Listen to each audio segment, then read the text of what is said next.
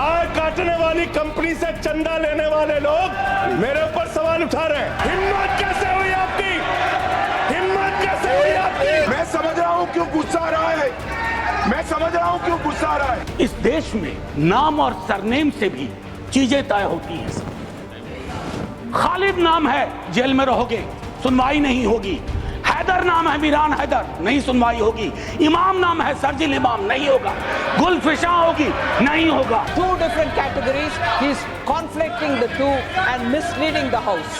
I object to that. Adani की दलाली करने वाली सरकार हमसे सवाल कर रही है। संजय जी, मुझे लगता है कि संजय जी अपना आपा खो गए हैं। कोई नहीं बैठ अरे छोड़ो अरे कुछ नहीं बचा है, कुछ नहीं बचा है आपके पास।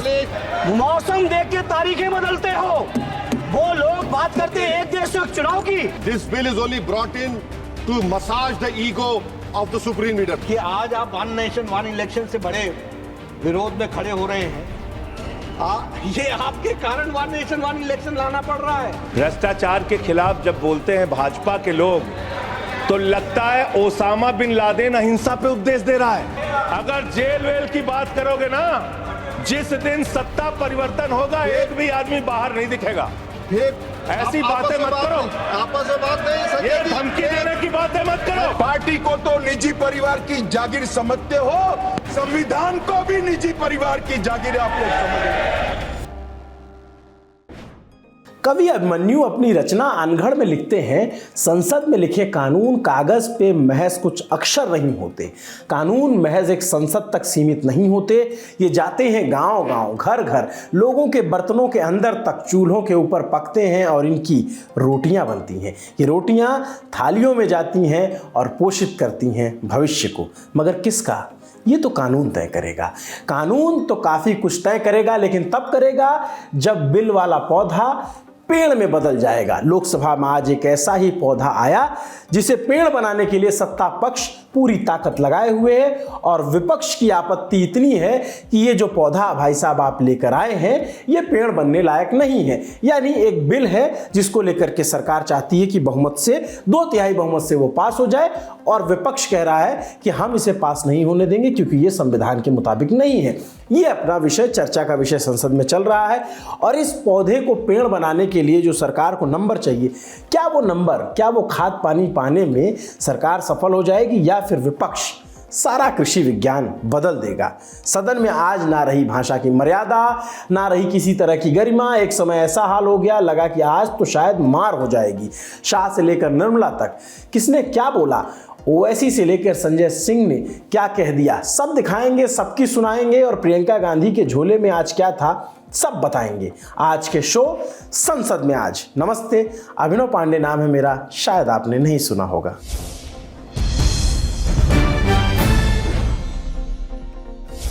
लोकसभा में आज का दिन महत्वपूर्ण था, वो इसलिए क्योंकि सदन में वन नेशन वन इलेक्शन से जुड़ा बिल पेश होने वाला था। इसके लिए रोज की कार्यवाही की तरह सुबह 11 बजे दिन की शुरुआत संसद में होती है। स्पीकर आते हैं। बताया गया कि सदन की कार्यवाही देखने के लिए आर्मेनिया से संसदीय शिष्टमंडल आया हुआ है, जिसके बाद प्रश्नकाल शुरू हुआ। सांसदों की ओर से किसानों की आय को लेकर सवाल पूछा गया। जवाब देने के लिए कृषि कल्याण मंत्री शिवराज सिंह चौहान खड़े हुए। मैं जानना चाहता हूं, सरकार ने वादा किया था कि किसान की आमदनी 2 गुनी करेंगे, तो किसान की आमदनी 2 गुनी हुई कि नहीं हुई, सरकार ये जवाब दे दे। और अगर नहीं हुई तो कब तक इसको पूरा करने का काम करेंगे? किसान की आय दूनी कब होगी? हम किसानों को कम ब्याज पर कर्जा देने का काम कर रहे हैं, किसानों को कम ब्याज पर कर्जा देने का काम कर रहे हैं। किसान क्रेडिट कार्ड है, मैकेनाइजेशन है, मैकेनाइजेशन है कृषि का, कृषि उपकरणों को सब्सिडी पर देने का हम काम कर रहे हैं। और एमएसपी पर रिकॉर्ड खरीद अगर की है तो इस सरकार ने माननीय अध्यक्ष महोदय की है। मैं आज तुलना में नहीं जाना चाहता, अगर मेरे मित्र चाहे तो मैं तुलना करके भी बता सकता हूं। जमीन पर हालात भाषण से अलग है। मैं जानना चाहता हूं एमएसपी कब मिलेगी, किसानों का कर्जा कब माफ होगा? माननीय अध्यक्ष महोदय, मेरे भाषण में लच्छा तो कहीं था ही नहीं। मैंने तो सीधे सीधे तथ्य रखने की बात कही है। आपसे मैं कहना चाहता हूं एमएसपी पर आज भी खरीद हो रही है। सोयाबीन हम अभी भी खरीद रहे हैं। 19 के बाद और तेजी से ये आय बढ़ रही है। हम कोई कसर नहीं छोड़ेंगे किसानों की आय बढ़ाने में, दुगनी करने में। एक तो किसानों की आय न्यूनतम जो मजदूरी है उससे कम नहीं है, ये गलत है। और किसानों की आय बढ़ाने के लिए मैं फिर माननीय सदस्य से निवेदन करना चाहता हूं, हमने अनेकों योजनाएं बनाई है। प्रश्नकाल खत्म हुआ तो शुरू हुआ सबसे हंगामेदार सत्र। ऐसा हम क्यों कह रहे हैं, थोड़ी देर में आप खुद समझ जाएंगे। आ गया समय घड़ी में 12:10। कानून मंत्री अर्जुन राम मेघवाल ने सदन में one nation one election bill पेश किया। अगर इसे सरकारी और कानूनी भाषा में कहें तो संविधान संशोधन 129वां बिल और union territory laws amendment bill पेश किया गया। हम जैसा शुरू में कह रहे थे कि सदन का माहौल गर्मा रहा है, धीरे धीरे वो दिखने लगा। बिल पेश होते ही विपक्ष की ओर से आपत्तियां आने लग गई। जितने सांसद विपक्ष की तरफ से बोले उतने विरोध के बोल फूटे। इस दौरान ना नेता सदन यानी प्रधानमंत्री मौजूद थे, ना ही नेता विपक्ष राहुल गांधी मौजूद थे। कांग्रेस की ओर से सबसे पहले बोलने के लिए खड़े हुए चंडीगढ़ से सांसद Manish Tiwari.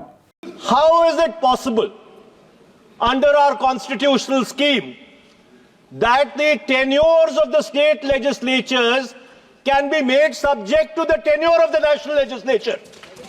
That is completely an antithesis of the constitutional scheme. Congress के बाद समाजवादी पार्टी की ओर से इस बिल पर विरोध करने के लिए सदन में पार्टी का पक्ष रखने के लिए धर्मेंद्र यादव खड़े हुए। उन्होंने हाल ही में यूपी में हुए उपचुनाव को आधार बनाकर क्या कहा, जो मौसम देखकर तारीखें बदलते हैं वो एक देश एक चुनाव की बात कर रहे हैं। अध्यक्ष जी, मैं समझ नहीं पा रहा हूं। अभी 2 दिन पहले संविधान को बचाने की, संविधान की गौरवशाली परंपराएं की कस्में खाने में कोई कमी नहीं रखी। 2 ही दिन के अंदर संविधान की जो हमारी मूल भावना है, 2 ही दिन के अंदर संविधान का जो हमारा बेसिक स्ट्रक्चर है, 2 ही दिन के अंदर संविधान का जो हमारा संघीय ढांचा है उसको खत्म करने के लिए संविधान संशोधन बिल लाए हैं। संविधान की मूल भावना को खत्म करके कैसे तानाशाही के रास्ते निकाले जाएं, इसके अलावा कोई काम ही नहीं बचा है। आखिर ये मनीष तिवारी जी ने कहा कहीं एक विधानसभा के चुनाव अगर कोई अविश्वास आता है, अगर बहुमत नहीं मिलता है तो क्या पूरे देश का चुनाव कराओगे? पूरे देश का चुनाव कराओगे? और ये लोग एक देश एक संविधान एक चुनाव की बात करते हैं। जो लोग 8 विधानसभाएं भी एक साथ नहीं करा पाते हो, मौसम देख के तारीखें बदलते हो, वो लोग बात करते हैं एक देश एक चुनाव की। इसलिए अध्यक्ष जी, मैं अपनी पार्टी की ओर से, अपने नेता आदरणीय अखिलेश यादव जी की ओर से इस बिल का पुरजोर विरोध करता हूं और आपके माध्यम से देश के जनमानस से कहना चाहता हूं, ये भारतीय जनता पार्टी के लोग तानाशाही लाने के नित नए रास्ते लाते हैं। जो 8 विधानसभाओं का चुनाव एक साथ नहीं करा पाए, 4 राज्यों के चुनाव एक साथ नहीं करा पाए, वो पूरे देश की लोकसभा और सारे प्रांतों की विधानसभाएं एक साथ कराने की बात करते हैं। मैं पूछना चाहता हूं सरकार से, अगर एक प्रांत के अंदर सरकार गिरती है तो क्या पूरे देश की लोकसभा के चुनाव कराओगे? क्या अगर लोकसभा के चुनाव के चक्कर में उस प्रांत के लोग क्यों सफर करेंगे? अरे चर्चा कर लेना। अरे कुछ नहीं बचा है, कुछ नहीं बचा है आपके पास। बात जैसे ही खत्म हुई, स्पीकर की ओर से सांसदों को समझाया गया, आप मुद्दों पर बात करें, सदन की भाषा और मर्यादा का ख्याल रखें। ऐसे नहीं बोलते बीच में, प्लीज बैठिए, ऐसे बीच में नहीं बोलते हैं। समाजवादी पार्टी और कांग्रेस के बाद टीएमसी ने भी बिल का विरोध किया। 12:35 का समय था जब अमित शाह भी अपनी कुर्सी से उठे और उन्होंने बोला कि विपक्ष को बोलना है बिल पर तो जरूरी नहीं कि वो विरोध में ही बोलें, अगर उनकी इच्छा है तो वो पक्ष में भी बोल सकते हैं। लेकिन विरोध चल रहा था। विरोध ऐसा कि सांसद कल्याण बनर्जी ने संविधान संशोधन विधेयक को अल्ट्रा वायरस बता दिया। Any bill, any act which hits the basic structure of the Constitution, that is ultra-virus, and it is ultra-virus. Listen, sir, it is not an election reforms. It is just a fulfillment of one gentleman's desire and dream, nothing more than that. No, we don't have any value. Bring the, sir, I have. We don't have any value. Then Election Commission of India will decide everything. till doomsday, a party cannot remain as a ruling party. One day it will be changed. विपक्षी पार्टियां back to back bill पर सवाल उठा रही थी। अब DMK के बोलने की बारी थी। इस बीच पार्टी की ओर से एक साथ दो नेता बोलने के लिए हाथ खड़ा करने लगे। इस पर स्पीकर ने टोकते हुए कहा कि आप लोग पहले आपस में डिसाइड कर लीजिए बोलना किसको है, टीआर बालू को या फिर कनिमोझी को। लगातार विरोध के बाद अब समर्थन के सुर सुनाई देने वाले थे, क्योंकि अब सत्ता पक्ष की बारी थी। एनडीए की तरफ से सहयोगी टीडीपी के सांसद और मंत्री चंद्रशेखर पेम्मासानी ने पार्टी की ओर से one nation one election bill को बिना किसी शर्त के समर्थन का ऐलान किया। यानी टीडीपी की ओर से, जो बीजेपी की सहयोगी पार्टी है, चंद्रबाबू नायडू की पार्टी ने इस बिल का समर्थन कर दिया। जैसे ही टीडीपी की ओर से ये कहा गया, विपक्ष की ओर से शोर शुरू हो गया। सर, और पार्टी अध्यक्ष जी ने ऑलरेडी कहा सारे पॉलिटिकल पार्टी का लीडर्स को, फ्लोर लीडर्स को इसमें मत रखने का मौका देंगे, ये अध्यक्ष ने कहा है। और ऑल द फ्लोर लीडर्स मतलब सब पॉलिटिकल पार्टी, आप सिर्फ इस संसद को रिप्रेजेंट नहीं करते हैं, हर एक पॉलिटिकल पार्टी का रिप्रेजेंटेटिव है इसमें। प्लीज आप बैठिए, आप भी रूल की किताब बैठे हो तो मैं भी रूल की किताब लेके बैठा हूं। अभी मैं बताता हूं इस विषय पर। नियम कानून और विपक्ष के हंगामे के बीच गृह मंत्री अमित शाह बोलने के लिए खड़े हुए, जिस पर कांग्रेस सांसद गौरव गोगोई की तरफ से आपत्ति आई। सुनिए दोनों के बीच क्या कहासुनी हुई। एक सेकंड, मैं अध्यक्ष जी जो बोले हैं वो ध्यान से सुना हूं। उन्होंने 72 के बाहर जाने का नहीं कहा है। उन्होंने कहा कि माननीय सदस्य मनीष तिवारी ने 72 का हवाला देकर जो विचार व्यक्त किए हैं और जो विरोध किया है, इस पर सदन का कोई भी सदस्य अपने विचार रख सकता है। अब कांग्रेस पार्टी में विचार रख सकता है मतलब विरोध ही करना है, मगर विचार व्यक्त कर सकते हैं इसका मतलब होता है पक्ष में भी बोल सकते हैं। नहीं, मैं संक्षेप में आदरणीय गृह मंत्री को मैं यही कहना चाहूंगा कि अगर कोई पार्टी इसका समर्थन करना भी चाहे तो भी वो समर्थन 72 पे ही रह सकता है, जनरल वो चर्चा में नहीं ला सकते समर्थन के लिए। ये पहली बार ये एक ऐसा कानून लाए हैं कि राष्ट्रपति अब चुनाव आयोग के भी रिकमेंडेशन पर एक निर्णय ले सकते हैं। ये पूरी तरीके से इसका विरोध करते हैं कि चुनाव आयोग का ये जो खर्च है कम करना चाहते हैं। चुनाव आयोग के खुद उन्होंने कबूल किया है कि 2014 की चुनाव आयोग में कितना पैसा खर्च हुआ, लगभग 3700 करोड़। ये 3700 करोड़ के लिए ऐसा एक गैर संवैधानिक कानून ये लाए हैं, ये पूरी तरीके से तथ्य के खिलाफ है। अगर इनको लगता है कि प्रधानमंत्री मोदी जी पर के प्रचार से ये पूरे ये भारत के चुनाव को छीनेंगे तो हम ये चोरी नहीं होने देंगे और हम बिल का विरोध करते हैं। इस बिल को जेपीसी में भेजा जाए। हो अल्लाह और शोरगुल के बीच विपक्ष का विरोध बढ़ रहा था। इस बीच एआईएमआईएम सांसद असदुद्दीन ओवैसी अब बिल के विरोध में बोलने के लिए खड़े हुए। उनके पीछे वाली कुर्सी पर बैठे यूपी के नगीना से सांसद चंद्रशेखर हाथ उठाकर बार बार स्पीकर का ध्यान अपनी ओर खींच रहे थे ताकि उन्हें भी बोलने का मौका जल्दी दिया जाए। This bill will finish off regional parties. This bill is only brought in to massage the ego of the supreme leader. Thank you, sir. I oppose this bill. विपक्ष की ओर से बार बार बिल को जेपीसी के पास भेजने की मांग, सरकार की ओर से सफाई, ये सब हमें देखने को मिल रहा था। गृह मंत्री अमित शाह ने कहा पीएम मोदी ने कैबिनेट की बैठक में पहले ही ये सजेशन दिया था कि बिल को जेपीसी को देना चाहिए। माननीय सदस्य बालू साहब ने कहा कि इसको जेपीसी को दे देना चाहिए। जब ये संविधान सुधार का विधेयक, संवैधानिक संशोधन जब कैबिनेट में चर्चा में आया, तब प्रधानमंत्री जी ने स्वयं मंशा व्यक्त करी थी कि इसको जेपीसी को देना चाहिए। इस पर विस्तृत चर्चा सभी स्तर पर होनी चाहिए। इसलिए मुझे लगता है कि इसमें सदन का ज्यादा समय जाया करे बगैर, अगर मंत्री जी कहते हैं कि इसको जेपीसी को सौंपने के लिए वो तैयार है, तो जेपीसी में सारी चर्चा होगी और जब जेपीसी के रिपोर्ट के आधार पर कैबिनेट इसको पारित करेगी तब भी फिर से चर्चा होनी है। तो मैं मानता हूं कि माननीय मंत्री जी अगर जेपीसी में रखने की इच्छा व्यक्त करते हैं तो यहीं पर एक चीज समाप्त हो जाएगी। नियम 74 है जिसमें मैं एप्रोप्रिएट जो मोशन ला करके और जेपीसी के गठन का प्रस्ताव निश्चित रूप से करूंगा। निश्चित रूप से जेपीसी के गठन का प्रस्ताव करूंगा। रूल 74 के तहत जेपीसी के गठन का प्रस्ताव है और सरकार की इच्छा भी है।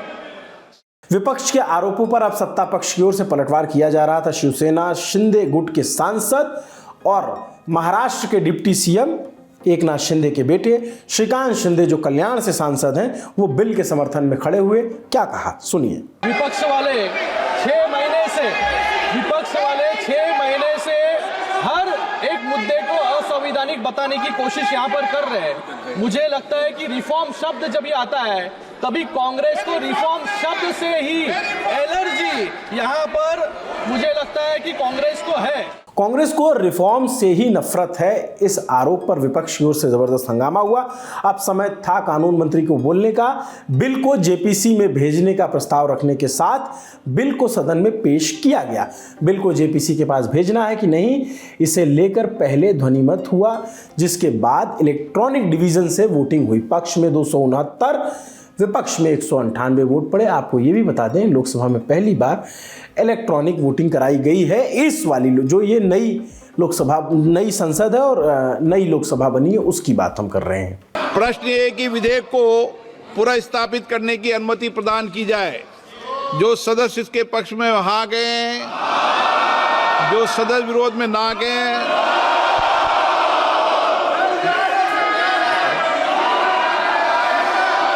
डिवीजन लॉबी खाली की जाए। माननीय सदस्यों, जब भी आपको वोटिंग मशीन से मतदान होता है तो आप सब अपनी सीट से दबाए गए बटन और सदन के दोनों ओर लगी हुई बड़ी स्क्रीन में आप मिलान कर सकते हैं। अगर मिलान में सही नहीं होता है और आपको कुछ करेक्शन करना है एब्सेंट में या मतदान में, तो ही आप पर्ची मांगे और तो ही पर्ची से मतदान में करेक्शन करें। प्रश्न ये कि विधेयक को पुनर्स्थापित करने की अनुमति प्रदान की जाए। जो सदस्य इसके पक्ष में हाँ कहें, जो सदस्य विरोध में ना कहें। मेरे विचार में निर्णय हाँ वालों के पक्ष में, हाँ वालों के पक्ष में मंत्री जो विधेयक को पुनर्स्थापित करें। वोटिंग के बाद लोकसभा की कार्यवाही को 3 बजे तक के लिए स्थगित कर दिया गया। इसलिए इस बिल पर एनडीए की सहयोगी जेडीयू की ओर से सहयोग तो मिला, लेकिन सदन में आज उनकी ओर से इस बिल के समर्थन में किसी सांसद ने भाषण नहीं दिया है। वैसे आज के लिए बीजेपी की ओर से अपने सांसदों को सदन में मौजूद रहने के लिए कहा गया था।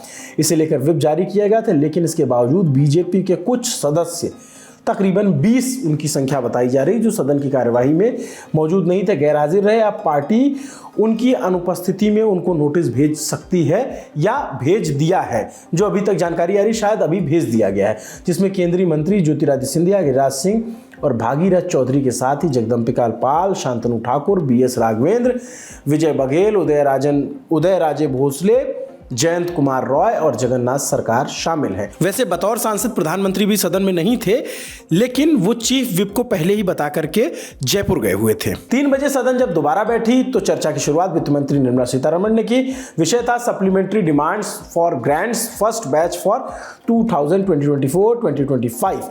इस चर्चा में वित्त मंत्री ने महंगाई को लेकर, GDP ग्रोथ को लेकर क्या कुछ कहा, सुनिए। Out of the 12 quarters in previous 3 years, GDP growth rate was lower than 5.4% in 2 quarters, quarter 4 of 21-22 and quarter 3 of 22-23. So it's important to understand that this drop happened just 2 quarters in the last 12 quarters that we're talking about. So let us not sort of pick on that one and predict future. This has been a steady growth and a steady sustained growth. So I'd like to place that perspective with the numbers before me. इस बीच TMC सांसद की ओर से राज्य सरकार का fund रोकने को लेकर आपत्ति आई। टीएमसी सांसद सुदीप बंदोपाध्याय ने सुझाव दिया कि वित्त मंत्रालय है, उसको पूरे राज्यों का फंड देना चाहिए, उसे रोकना नहीं चाहिए, बल्कि केवल उन क्षेत्रों के लिए फंड रोकना चाहिए जहां भ्रष्टाचार होता है। इस पर निर्मला सीतारमण ने तंज भरा जवाब दिया। उनके सुझाव है कि मैं पूरे देश में रोकना नहीं है, जहां करप्शन हो रहा है वहां रोकने के लिए। मैं वही तो कर रही हूं। बंगाल में करप्शन हुआ, उसको रोकूं।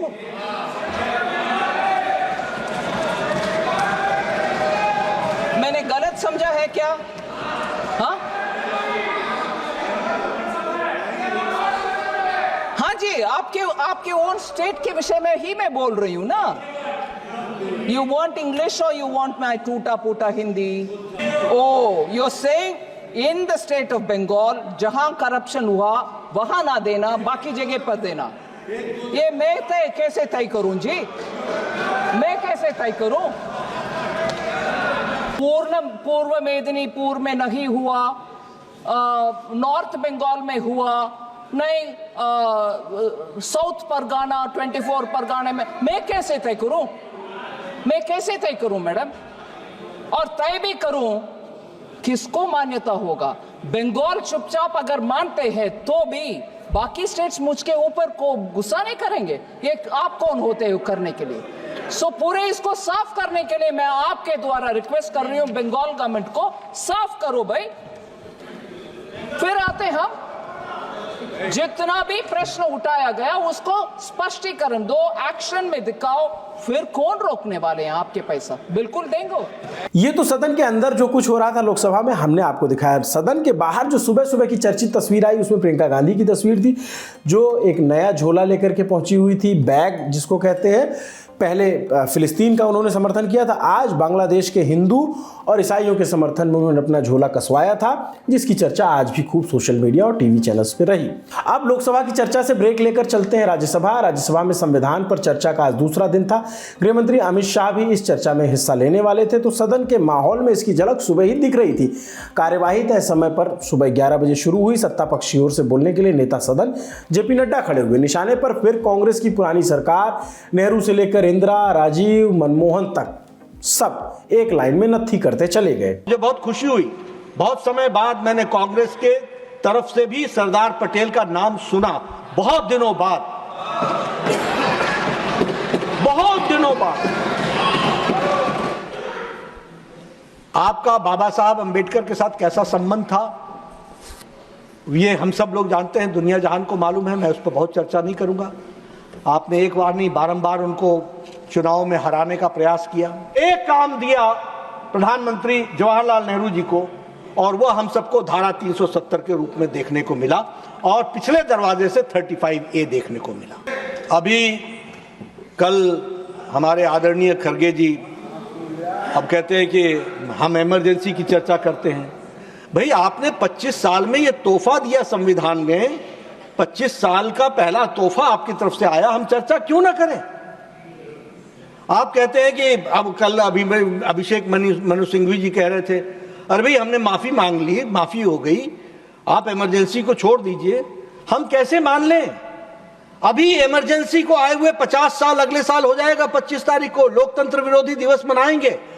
इंडियन नेशनल कांग्रेस भी उसमें शामिल हो, इस बात का हम आह्वान करते हैं। अब उसमें भी मैं एक बात कहना चाहता हूं, इमरजेंसी किस लिए लगी? देश को खतरा था क्या? देश को खतरा था क्या? नहीं, देश को खतरा नहीं था, कुर्सी को खतरा था।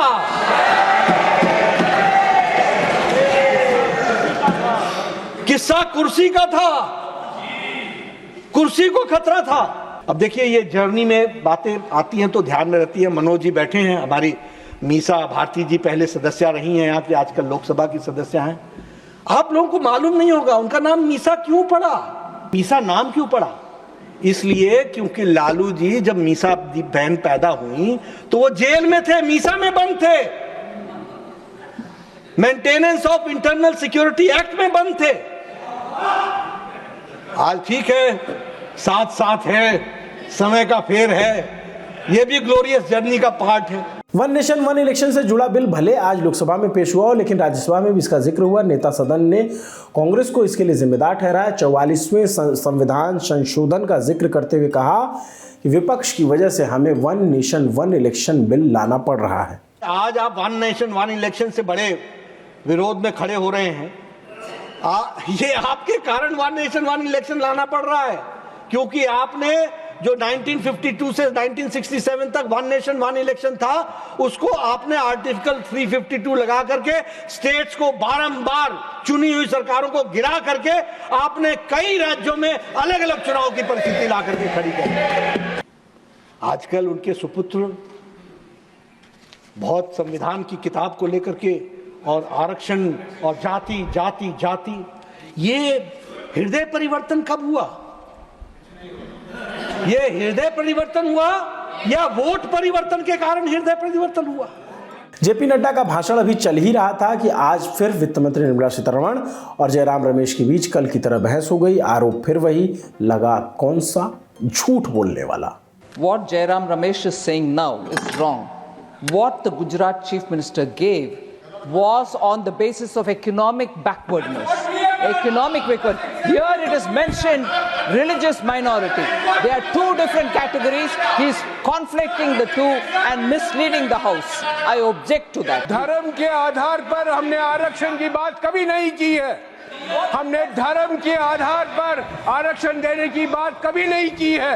जहां आरक्षण दिया गया है, जैसे कर्नाटक में, वो ओबीसी के आधार पर, socially and economically, educationally backward, धर्म के आधार पर नहीं।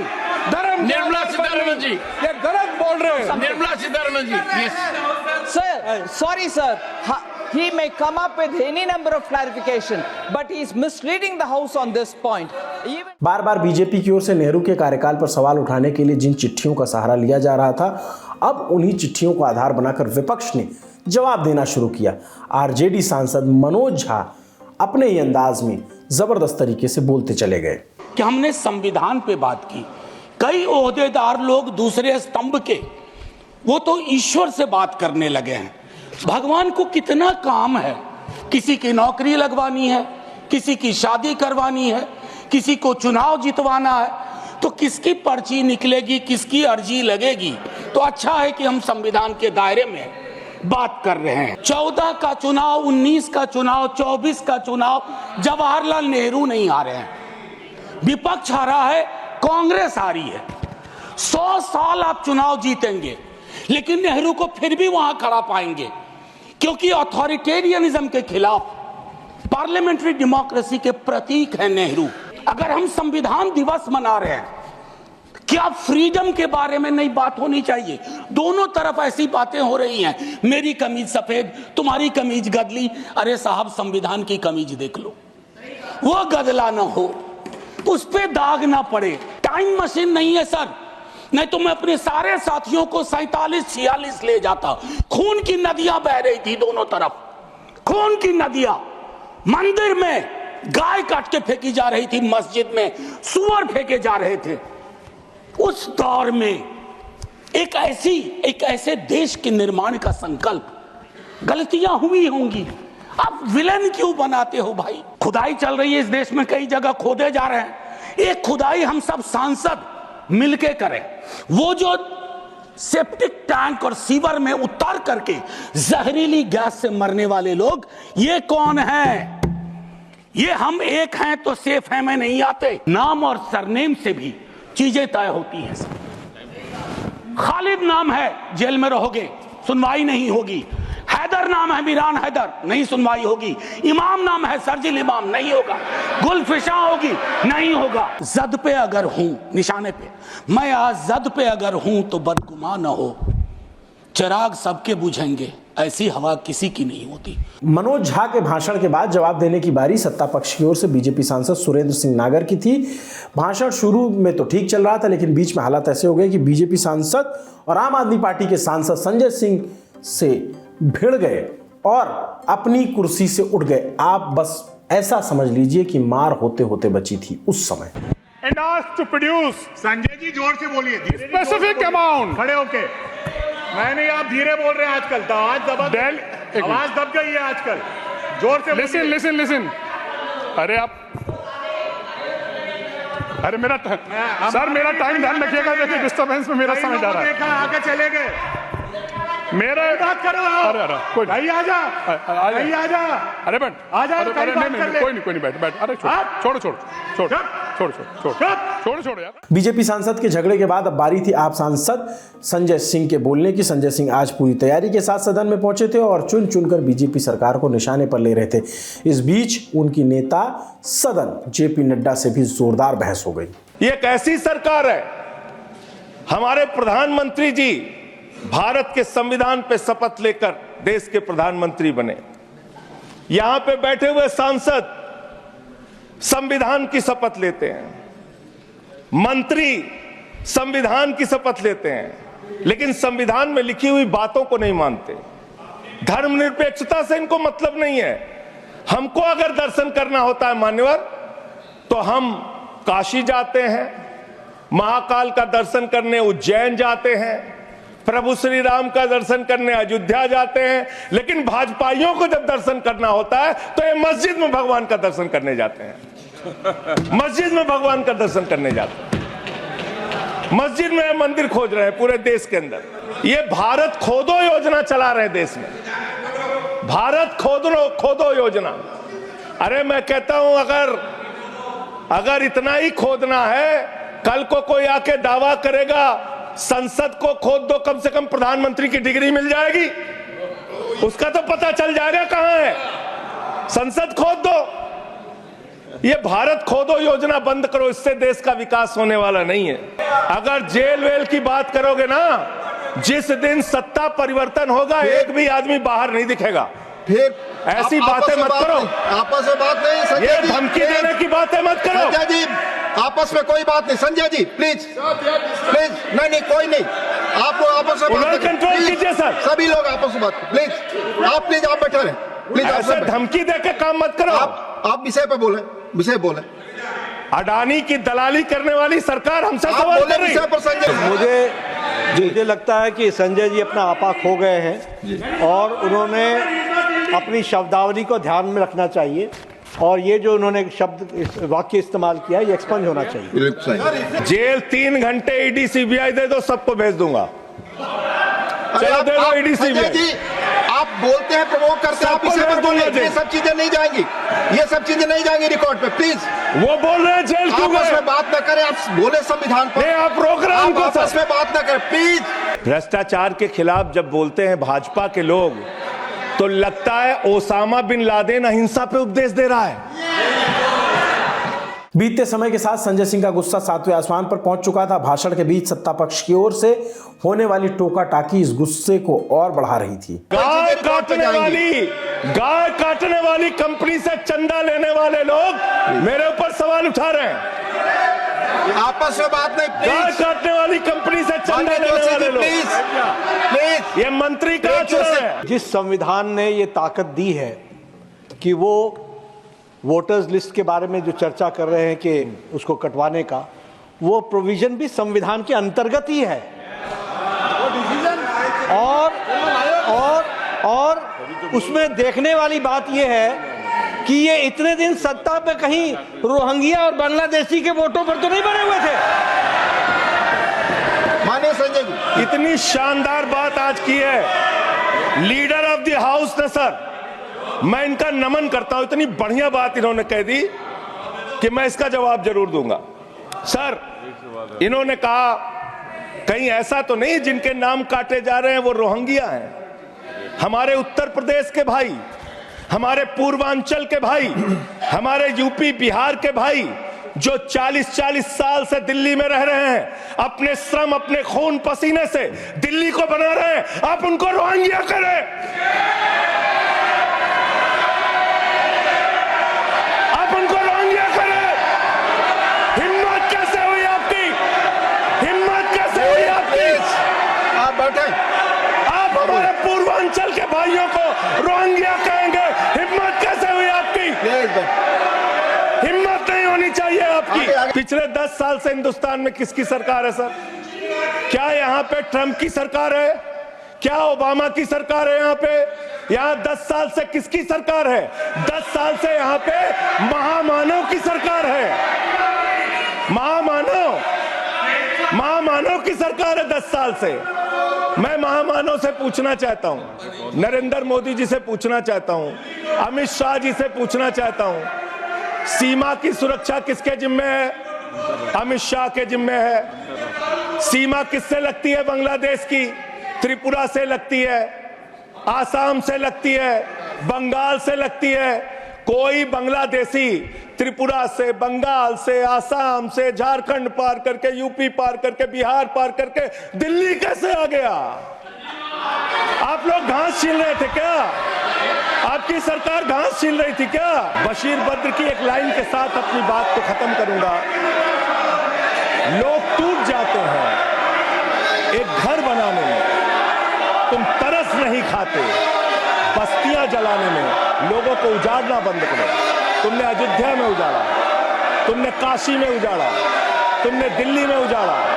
ये बुलडोजर राजनीति से देश का भला होने वाला नहीं है। ये चीखने चिल्लाने से कुछ नहीं होने वाला है। और तुम्हारी तानाशाही के आगे झुकेंगे नहीं कभी। धन्यवाद। ये नारेबाजी लगा के सदन का गुस्सा अब कंट्रोल के बाहर हो चुका था। शोर दोनों ओर से हो रहा था, समझ नहीं आ रहा था कि किस साइड का डेसिबल कितना हाई है। कोई मीटर लगाकर चेक किया जा सकता तो शायद पता चल सकता। जैसे आरोप लगने लगे थे उसके हिसाब से सत्ता पक्ष का गुस्सा होना और तरीका कितना सही है कितना गलत है वो तो आप तय करेंगे। लेकिन संजय सिंह के आरोपों पर नेता सदन क्या बोले वो हम आपको सुना देते हैं।